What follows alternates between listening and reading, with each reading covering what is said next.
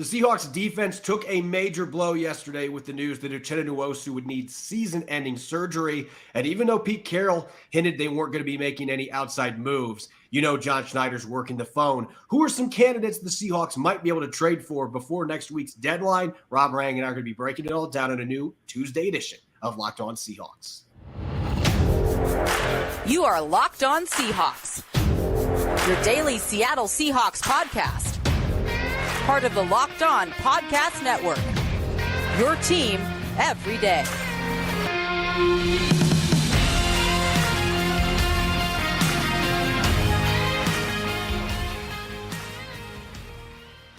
Greetings, 12. This is Corbin Smith, host of the Locked On Seahawks podcast, your daily Seahawks podcast, part of the Locked On Podcast Network, your team every day. Glad to be joined as always by my co-host in crime, Rob Rang, and a special thanks to all the 12s out there, whether you're listening in nearby Bellevue, Washington, or in Bellevue, Nebraska. We greatly appreciate each and every one of you making Locked On Seahawks your first listen 5 days a week. We're going to be diving into our Tell the Truth Tuesday wisdom, our final thoughts coming out of Sunday's win over the Arizona Cardinals, maybe some thoughts on this upcoming game against the Cleveland Browns. And speaking of the Browns, this is a really exciting football team that's riding a multi-game win streak. We're going to be taking a first look behind the curtain at Seattle's upcoming opponent this Sunday at Lumen Field. This episode is brought your way by the Game Time app. Create an account and use the code LOCKEDONNFL for $20 off your first purchase. Last-minute tickets, lowest price, guaranteed.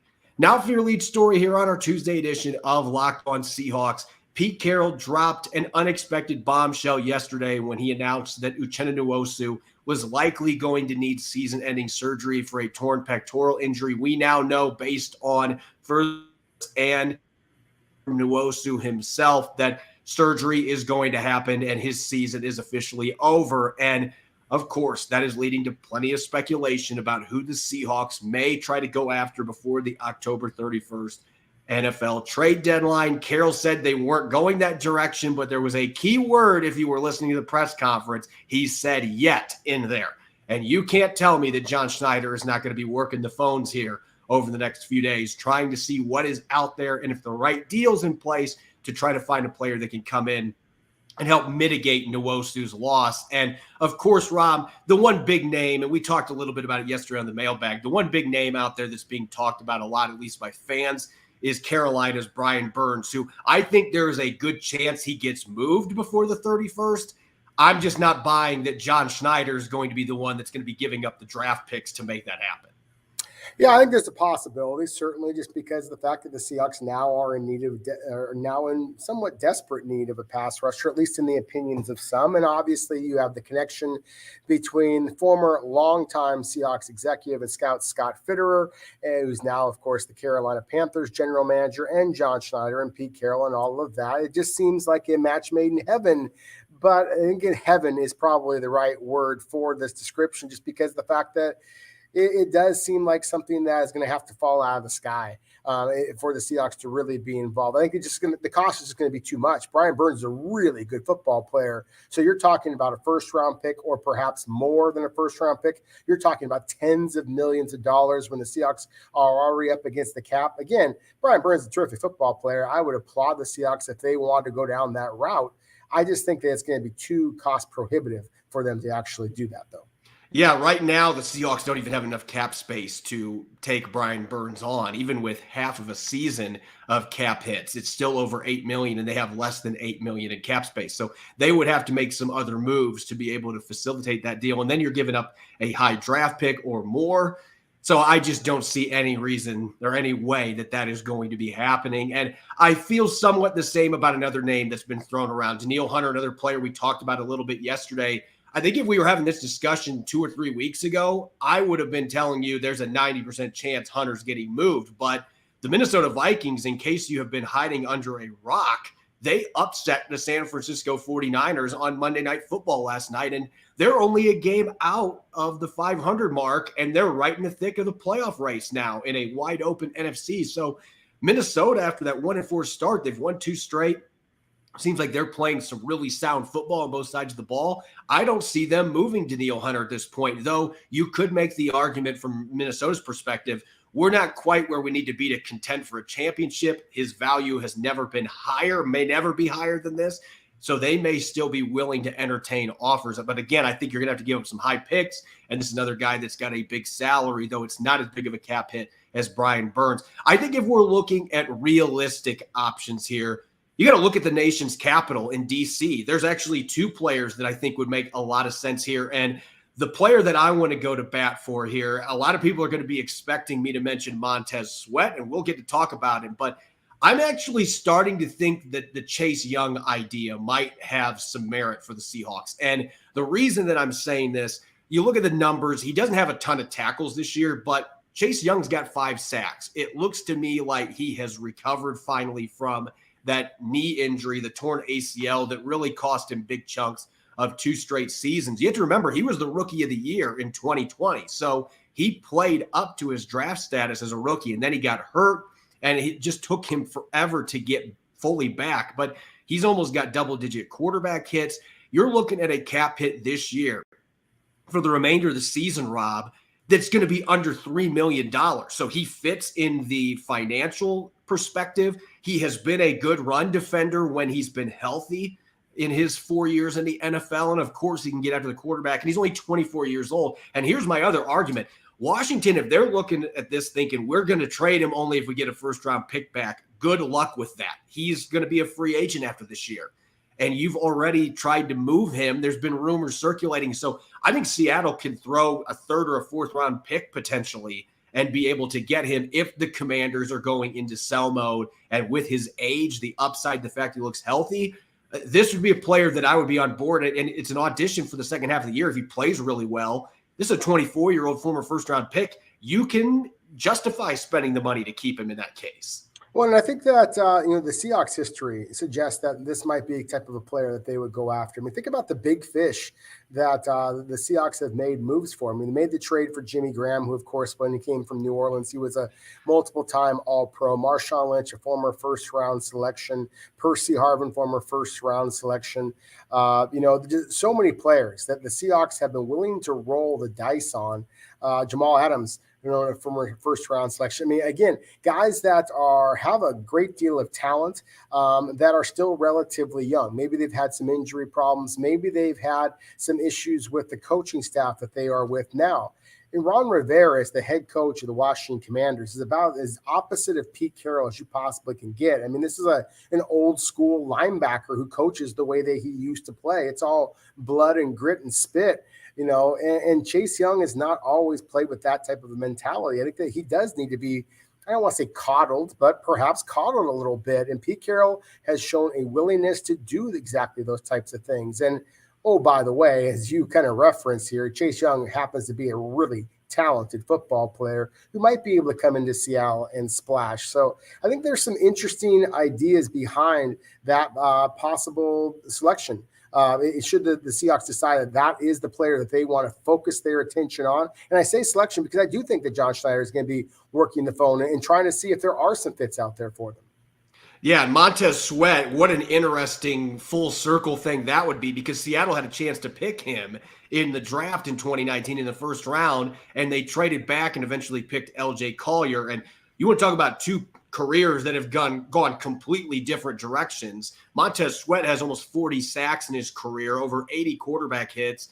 LJ Collier, I don't think has even played 80 snaps in the NFL in his 4+ seasons. So I know he's played more than that. But the point is that you couldn't talk about two different players in terms of success. That move did not work out for the Seahawks. So Sweat is a player, maybe a late day 2 pick that you might be able to pry away from the Commanders, because he's going to be a free agent and he would fit in their spectrum as far as financials goes. Real quick, as far as wild cards go, I threw out this proposal on social media today, and I think that it would make sense because the Jets already have a relationship working with John Schneider with the Jamal Adams trade, some of the other moves they have made. But you look in New York right now, and Carl Lawson, formerly of the Bengals, Auburn Tiger, you could reunite him with Derek Hall. You know, they weren't at the school at the same time, but both Auburn alumni. But just 2 years ago, Lawson had 7 sacks and 24 quarterback hits for the Jets, coming off of an Achilles injury. So he not only returned, he returned and was very productive. He's still only 28 years old, and he's barely playing because the Jets have so much talent on their defensive line. They could use a receiver, so maybe throw D. Eskridge in there and do a late-round draft pick swap and bring Carl Lawson in. I think that's a possibility. I know there's a couple of players in the Patriots that you think could be wild card opportunities, maybe not the big names, but the kind of guys that John Schneider would trade for this time of year. Yeah, I think that you made the comment before about the Washington Commanders and the fact they're playing the NFC East division. It's going to be, very difficult for Washington to make a big jump when you have Dallas Cowboys and obviously the Philadelphia Eagles ahead of them in the standings. Same thing here with the New England Patriots. So I got to give them a lot of credit. They just beat the Buffalo Bills, but still. I think that the Patriots are not likely to be competing for a playoff spot this year. And so Josh Uche, a pass rusher that the Seahawks had demonstrated some interest in a couple of years ago as a undersized pass rusher, 6'3", 240 pounds. He is a pass rusher.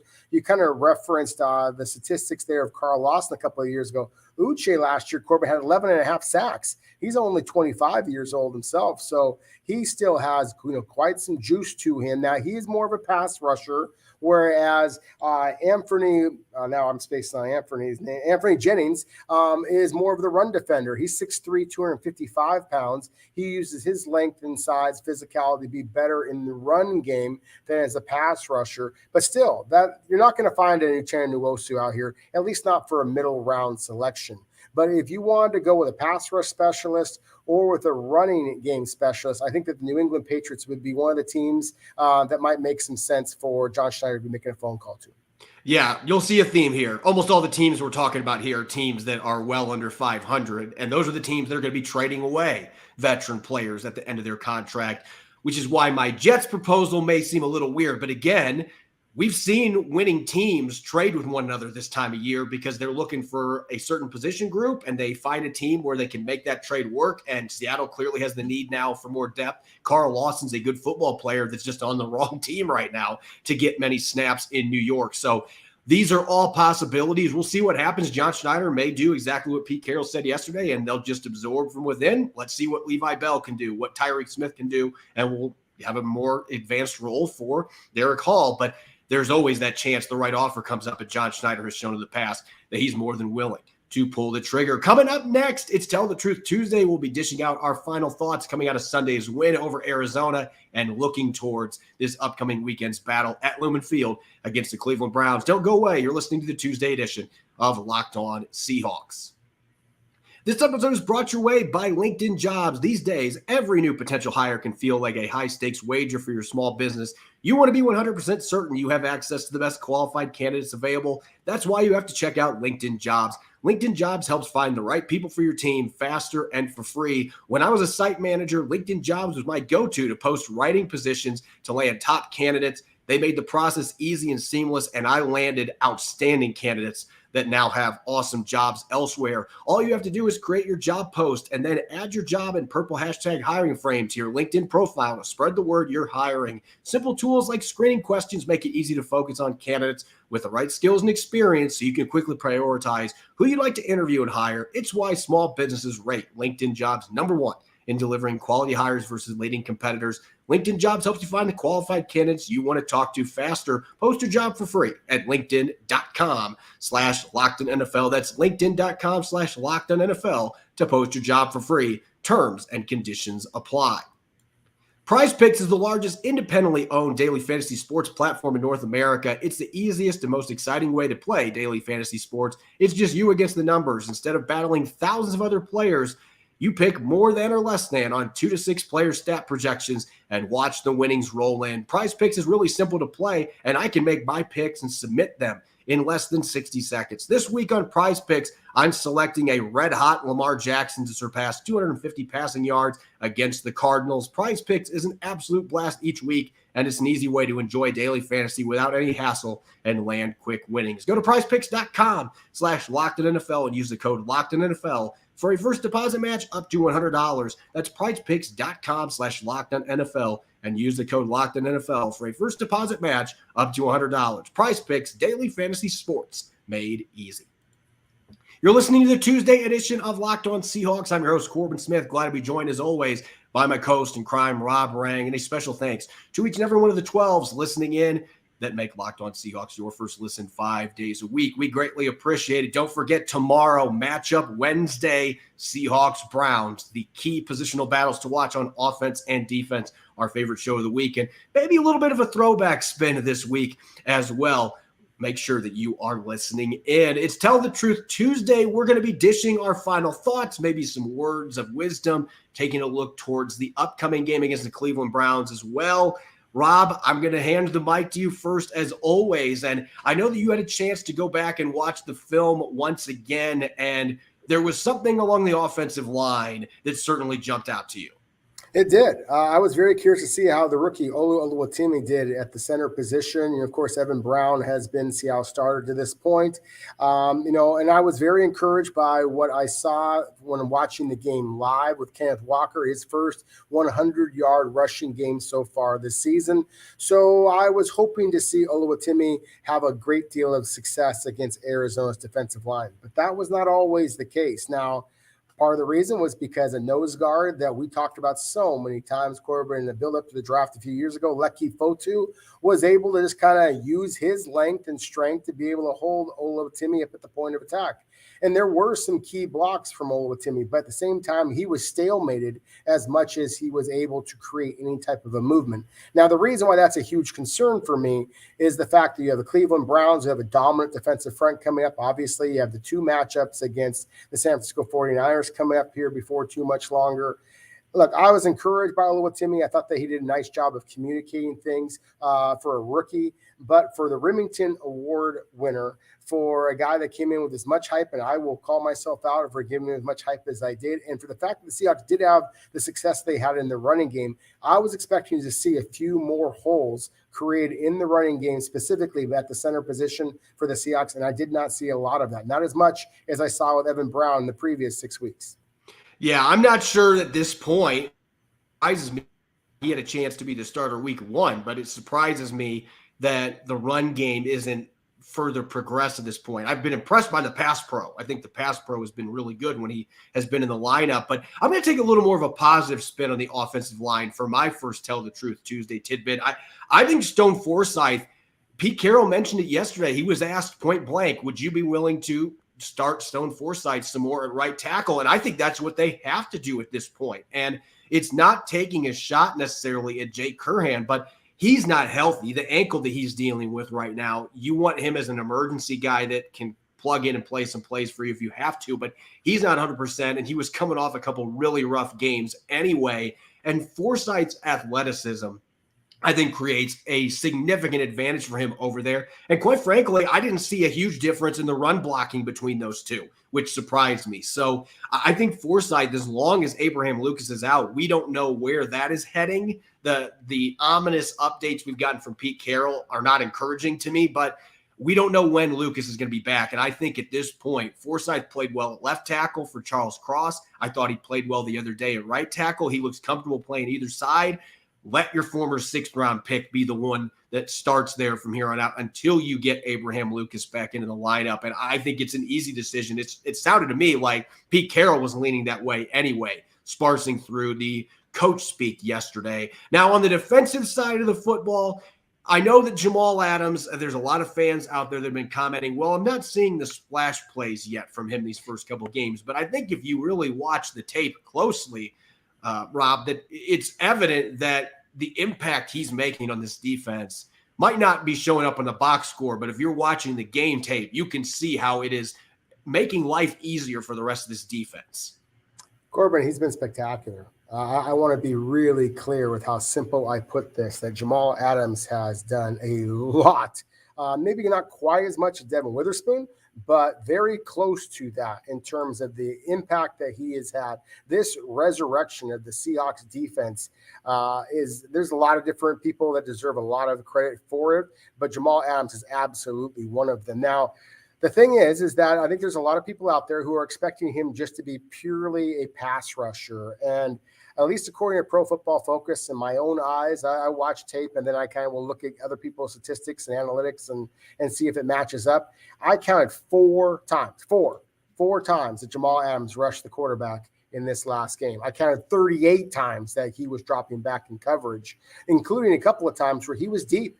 The one time that he was targeted was a deep ball to Hollywood Brown down the seam, where both Jamal Adams and Quandre Diggs both got their hands on the ball to bat it away. Teams are worried about throwing on him because he's in good position. He's making plays. You see the speed, you see the instincts, you see the physical tackling ability. Now, granted, there have been some missed tackles out there, but a lot of those missed tackles, I tried making this point before about Darrell Taylor in yesterday's show. Sometimes just their presence, they make the other player have to adjust, and then that allows really easy kind of fill-in tackles for defenders around them. Jamal Adams is the Seahawks' best defender in that regard. He makes an awful lot of plays easy for his teammates. So I've been very, very encouraged by what I've seen from Jamal Adams so far. And again, that is not only watching the game live and really tracking where he lines up. He's lined up closer to the line of scrimmage than Bobby Wagner half the time. He's lined up right over the A-gap.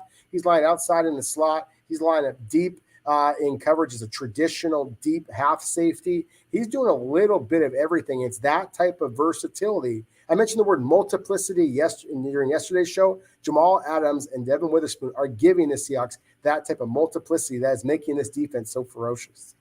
And I'm glad that you gave me the perfect segue, making sure to throw in Devon Witherspoon there. And I know there's going to be some listeners that are going to listen to this take and think that this is more than bold, but I don't even think it's bold at this point. I think Devon Witherspoon is already the best defender on this football team. And that's not taking a shot at Bobby Wagner. Bobby Wagner's had a phenomenal career. He's had a great season. It's not taking a shot at Quandre Diggs or any of the other stud players on this defense. But just watch how Arizona, this is the Devon Witherspoon effect. This is what elite players do. If you rewatch that game, they were doing everything they could to avoid him. He only was targeted 3 times, and he was playing mostly out of the slot. Didn't give up a catch. He had that massive hit on Rondale Moore where that wasn't even his receiver, but he came up and blew him up, and I'm still shocked Rondale Moore caught that ball. And then you think about the plays that didn't end up on the box score, the sack that he had on a blitz coming free, the interception, the end zone that got taken away by Boye Mafe's hand to the face mask or hand to the helmet penalty, the roughing the passer. He just is everywhere on the field, and his ability to learn on the fly and adapt and be able to do it in the slot just makes him such a weapon. So I can just sit here and rave about this kid for the entire podcast, and I'm not going to do that. But I mean, just what he is doing out there right now is flat out special. And just the commentary he's getting from teammates like Jamal Adams, the comments that he was making the other day, who does he compare to? He compares to Devon Witherspoon because this kid is a unique talent and he is showcasing it. And now offenses are starting to adjust their game plan because they know that he is a guy that can disrupt their game plan with all of the things that he can do. Let's get to our final takeaways here now before we transition to week 8 and the Cleveland Browns. And Rob, normally we leave this last one for coaching, special teams, but I know you've got another defensive take that you'd like to dish out. Well, we were just talking before about the possibility of the Seahawks making some trades. So I really wanted to kind of, evaluate the pass rusher that I think is going to get an awful lot more snaps, and that being the second-round pick, Derek Hall. And, Pete Carroll has kind of talked about in pretty glowing terms how he views Derek Hall, I believe was his exact quote, as a spitting image of Boye Mafe a year ago. And I see a lot of those similarities. There were some really interesting pass rushes and just ability to close on quarterbacks that I saw against the New York Giants a couple of weeks ago. And then, of course, against Arizona this past week that are very, very encouraging. You know that even if the Seahawks do pull off some type of a trade, then it's very likely that Derek Hall is going to get an awful lot of playing time. He is not as nuanced as a pass rusher as, say, a Uchenna Nwosu. He doesn't chop his hands quite as well. He doesn't set people up with a speed rush. But he has about as powerful of a bull rush as anybody on the Seahawks outside linebacking core. And that's pretty rare to say that as a rookie. And then again, the closing speed. I mean, my goodness, there was one where Daniel Jones tries to run outside the pocket. And when Derek Hall decided that he wanted to actually go get him, he just kind of barrels his head and just plows into him and knocks him, damn near into the stands. I mean, it was just an impressive hit. Yep. It was kind of like that Devon Witherspoon hit that you referenced there, again, against Rondale Moore, the Arizona wide receiver. But that's a wide receiver who's 190 pounds, and Daniel Jones is 225. So again, the kind of speed and power that this young man generates, he is going to be a very good one. The Seahawks need him to be a very good one right now. I don't know that he's that yet, but I was encouraged by what I saw in his NFL tape, and certainly I like this tape in the SEC as well. I'm going to go with special teams for my last Tell the Truth Tuesday tidbit, and it's linking to the return of D. Eskridge, which is going to be coming next week. He has a 1-week roster exemption, so I would be stunned if he is dressing for the Seahawks this weekend against the Browns. But don't get cute with your return game. I know DJ Dallas had that big fumble on punt return the other day, but he's been really good all year returning punts. And he ended up having a 32-yard return later in the game to redeem himself. But he's in the top 5 in the NFL right now in yards per punt return. And he has given the Seahawks outstanding field position numerous times off of punts this year. So I know a lot of fans are looking like, where do we get D. Eskridge involved? And they're naturally looking at the return game. I mean, maybe kick returns, you can start splicing him in there. But I mean, I think DJ Dallas has done more than satisfactory job this year, particularly on punt returns. And so I would not get cute in that regard and just start mixing in a guy that's been suspended the first 6 games. I know you want to get him involved, but you also don't want to break a good thing. And I think DJ Dallas is doing a good job in the return game for the Seahawks. So don't try to fix something that isn't broken, I guess is the best verbiage here on special teams. Coming up next, we're going to take a look at those Cleveland Browns. They're riding a multi-game win streak. They are playing stingy defense. We're going to look at what's new and some trends on offense and defense as the Browns prepare to come to Lumen Field this Sunday. You're listening to the Tuesday edition of Locked On Seahawks,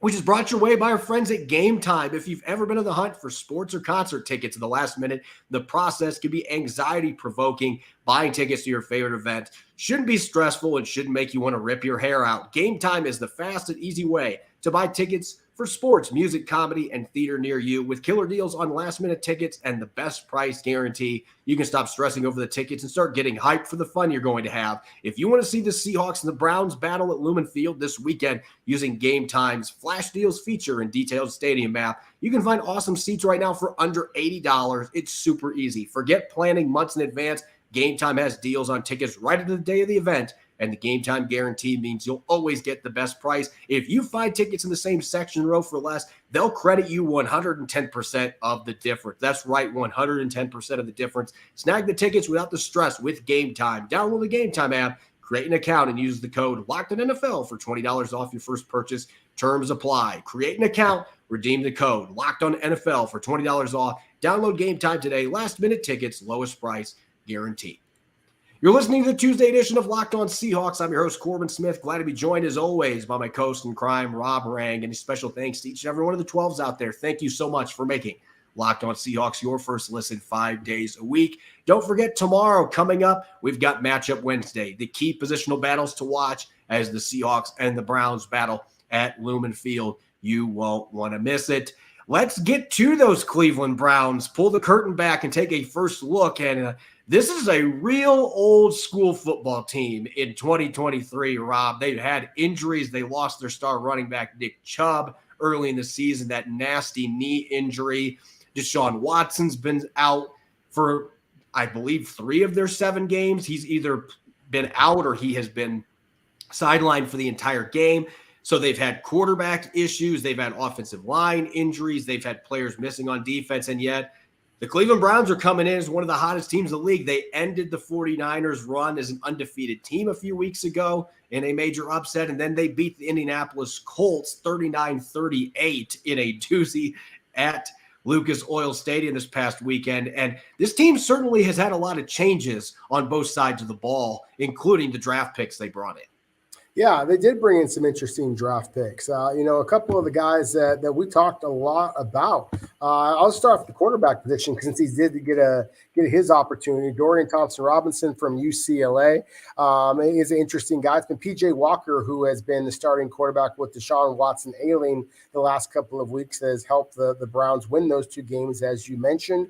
Wide receiver Cedric Tillman from Tennessee. We talked about him a lot. We talked about the massive Ohio State Buckeyes right tackle DeJuan Jones, who's actually the only rookie for the Browns, who has been starting to this point. We talked about all three of those players, a lot. Siaki Ika, the big defensive tackle or nose guard from Baylor, another member of the Cleveland Browns. The running back, Jerome Ford, from Cincinnati a couple of years ago, actually, but still, he is a player that we talked about a little bit as well. So there have been some interesting additions to the Cleveland Browns in terms of draft picks. I think the most notable addition for the Cleveland Browns from a Seattle perspective, 2 years ago, it was the center, Ethan Posick. This year, it's a defensive tackle, Shelby Harris, that a lot of Seahawks fans are going to be, I'm sure, welcoming him back to Lumen Field. So again, there's going to be some familiarity with the Cleveland Browns. There's also going to be a lot of new faces out there as well. Yeah, they made the trade with the Jets to get Elijah Moore, the speedy receiver, and he leads the team in receptions so far this year. Not Amari Cooper, it's actually Elijah Moore. They were able to bring in Dalvin Tomlinson, formerly of the Vikings and the Giants, big, massive defensive tackle that can rush the passer a little bit. He's been a nice addition to round out that already really good defensive line. But as I pointed out, this is a team that's got major injury issues. Nick Chubb is out. Jack Conklin, one of their best offensive linemen, is still on injured reserve. Deshaun Watson was already dealing with a shoulder injury and then got concussed this last weekend. So there's a pretty good chance he's not going to be playing in this game, and you're going to be seeing either P.J. Walker or, as you mentioned, Dorian Thompson-Robinson. They're going to have one of their backup quarterbacks playing, but they've been able to still win games even without Deshaun Watson. If you look on offense, as I said, this is an old school football team, and there's not a lot of mystery to what they are going to do, but they are a well-oiled machine with the things that they do, and it's mainly leaning on the ground game.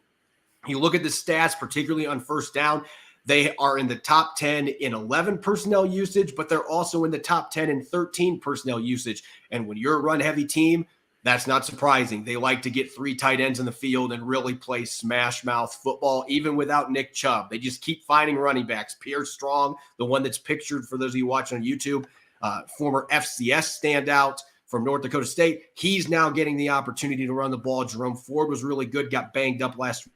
It seems like just keep rotating in running backs and finding success.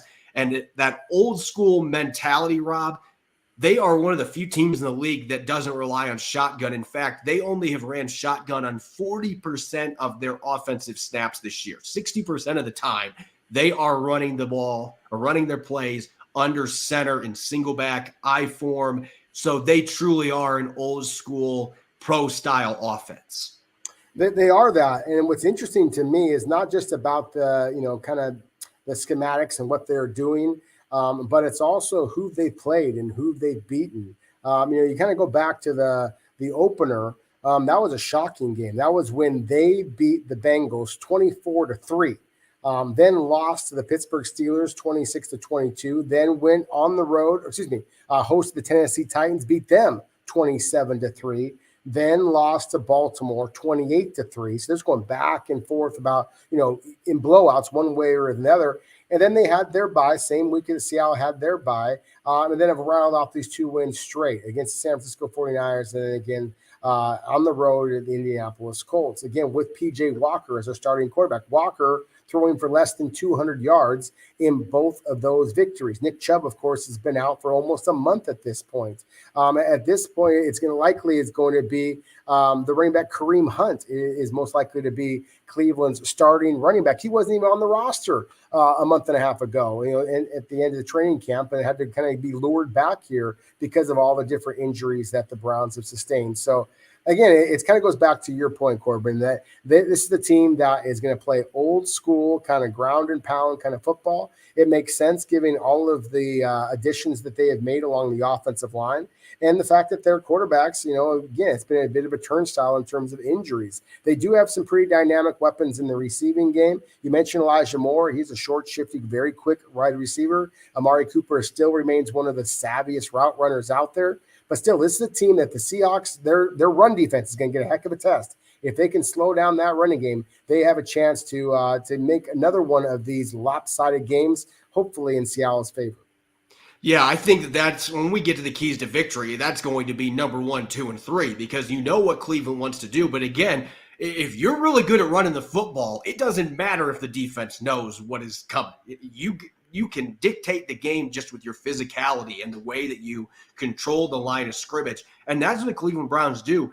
They are tied for second in the league. They run the football on 43% of their first downs. That's, again, tied for second most in the NFL. So there's no mystery. They are not going to be trying to be misleading with what they are. They are going to be a ground and pound football team. Even with Deshaun Watson's in the lineup, they are running the football at a very high rate, and they're very good at it. Multiple running backs coming in and out of the lineup with the injuries continue to find ways to ground and pound. But what this team is winning with primarily is defense. And obviously they've got the big name Myles Garrett, number 95. You can't miss number 95. And last week, the Colts ended up scoring 38 points somehow. But it felt like Myles Garrett, just every single play was back there hitting Gardner Minshew. He's one of those guys that just can take over a football game. And what is fun about this defense, and Seahawks obviously not looking at it with the term fun right now, getting ready to play these guys, but they get pressure on the quarterback with 4-man rushes. They have the second highest pressure rate in the league. They also were in the top 10 in blitzes. So Jim Schwartz, that's not surprising. He's always had a little bit of that aggressive mindset, but they've got the front four to be able to generate pressure without blitzing. And yet Jim Schwartz is going to mix in those blitzes. He's going to get his linebackers, his corners, his safeties involved, and he's going to find different ways to try to catch the offensive line and the quarterback off guard and drum up pressure, and they are very good at it. And the other thing Jim Schwartz deserves a lot of credit for, Rob, this is a defense, much like the Bengals a couple weeks ago. We talked about the multiplicity. The Browns really are the textbook definition of this on defense. Right now, looking at the numbers, and this is from PFF's charting, Rob, they run cover 1 21% of the time, cover 3 37%, cover 4 quarters 18%, 11% cover 2, 7% cover 6. If you put those together, it's basically a 50-50 between middle of field open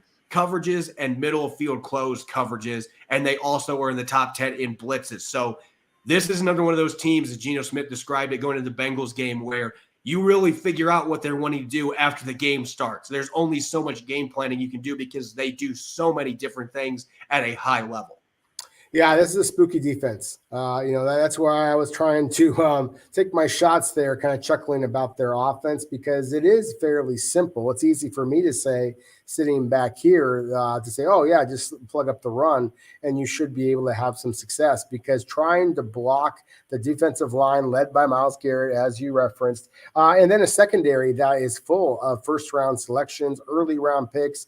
They have some ball hawks back there. Linebackers can all turn and run.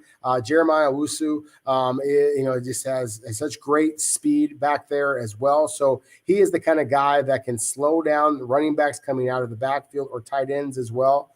This might be the most physical and most gifted defense in all of the NFL that does not have an SF on the side of the helmets, or perhaps a Seahawk on the side of the helmet. So that's me, is why I'm excited to watch this game in particular, just because, I am old school. I want defense. I love a game that's 10-9 kind of a thing, rather than the 38-39 kind of a game that the Cleveland Browns were just fortunate to win against the Colts a week ago. So to me, that's what's going to make this one fun, is it is going to be physical at the point of attack. And if the Seahawks have any chance of winning it, they're going to have to stop the run, as you mentioned, and they're going to have to stop Myles Garrett somehow. I don't know if they can do either one of those things, and that's why this could be one of those games that's a blowout. I hope it's in Seattle's favor, but I have no guarantees on this one. This one should be entertaining. Yeah, the Browns have been one of those teams that have been really tricky to figure out week to week, as you mentioned, with that domino effect. But they are playing really good football the last couple of weeks, and Myles Garrett's taking over games. They're creating turnovers. And, oh, by the way, they're the only team in the NFL that's given up less than 1,000 passing yards this year, 895. They are number 1 in yards through the air, and they are number 2 in yards after the catch. So this has been a stingy defense that's built around that impressive pass rush they have. But they got plenty of talent in the secondary as well. We will be diving into all those matchups coming up tomorrow on Matchup Wednesday. As always, you can follow me on Twitter, Corbin Smith NFL. You can follow Rob at Rob Rang. Subscribe and follow Locked On Seahawks on YouTube and wherever you listen to your podcast. to ensure you don't miss a single episode. Thanks to each and every one of you, as always, for making Locked On Seahawks your first listen 5 days a week. We hope you'll be tuning in to Matchup Wednesday tomorrow. Thanks for listening in and enjoy the rest of your Tuesday. Go Hawks.